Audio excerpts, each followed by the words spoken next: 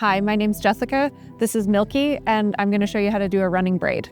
I've done this braid on a lot of Iberian horses for working equitation or dressage. If they've got a super long mane like this, it's hard to do button braids or anything small with, and this is an easy way to contain it. It's a good option for people who don't want to pull or cut a mane. You can weave a ribbon into it. Sometimes people will stick little decorations in it. Yeah, you see it on a lot of gray horses with very impressive manes. We're going to start with a nice long mane that is wet down.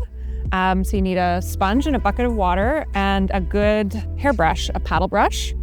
Get the mane combed through so it's nice and silky and easy to part with your fingers. You'll start behind the bridle path if you have one, or behind where the forelock is sectioned off. And you start just like any other braid with 3 strands, and start just by making the first set of crossovers. Then you're going to start your second set of crossovers and take the next section of hair.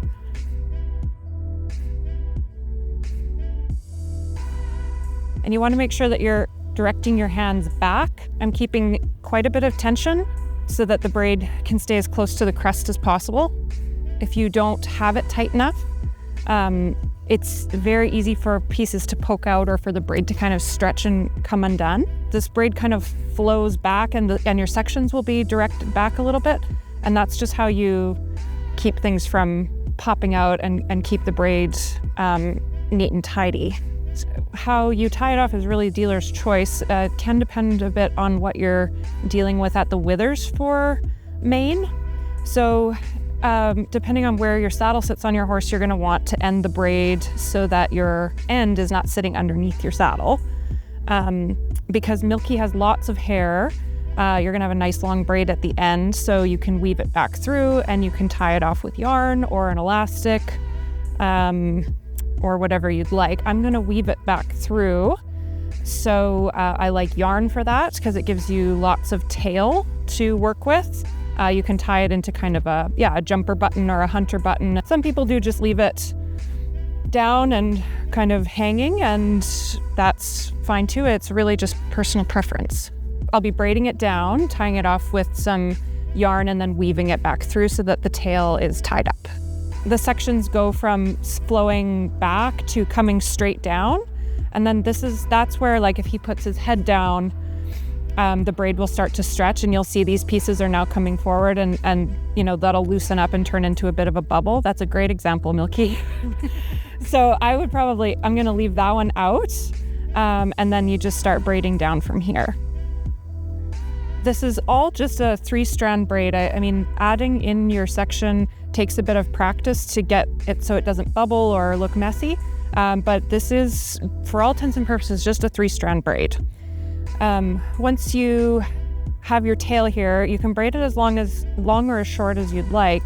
But if you're tying it off with yarn, you have to just leave enough room for your yarn to kind of attach in well and be tied off. So I add my yarn in and then I like to make sure I can get at least kind of 4 crossovers with it to make sure that yarn's really anchored in there. And then to tie it off, just make sure that your yarn is not tangled up in the hair, and you can just double it over and tie it off like that. And then I'm going to use a pull through or a latch hook,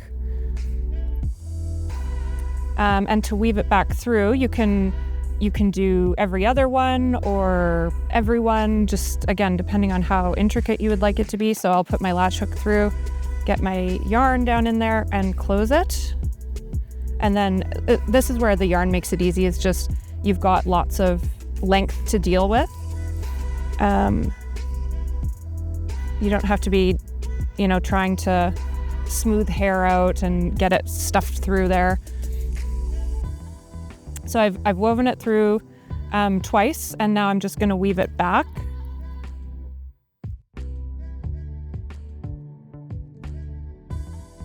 Down so that we hide that tail. And I'll just cut my pull through away. So this is also how you would weave a ribbon through it if you were going to do something like that. Sometimes ribbons will get woven through the front of the braid here.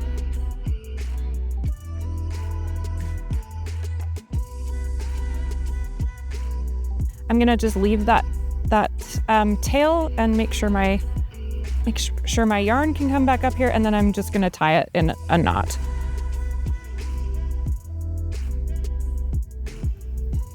And blue is not what I would use for this, but it's just so that we can really see it well. I would use black and it would be hidden and you'd never know that it was there. And then you just grab a little pair of scissors and cut the knot as close as you can. So I just tied, it was literally just a double knot, and it's woven through neat and tidy.